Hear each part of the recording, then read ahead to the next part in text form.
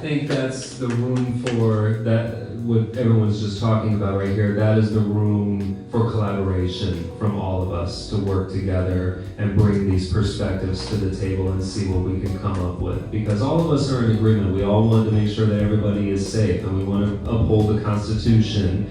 And I do appreciate everyone's concern, legitimate concern about mental health. I really appreciate that, especially at this time. And bravo to all of you for that. Mr. Brown, I just wanted to say, just to respond to what you were saying earlier, you're absolutely right.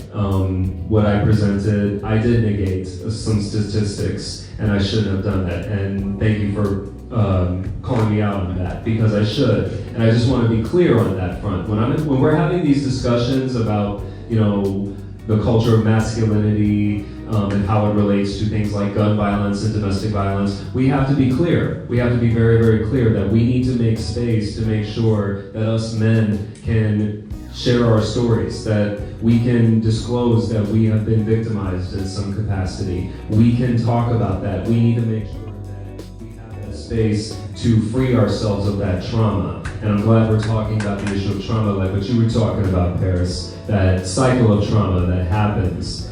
Because in doing so, when we're addressing that aspect of it, we can prevent a lot of these tragedies from occurring. So in other words, we have to make sure that when we approach this issue, it has to be holistic. Can everybody say holistic?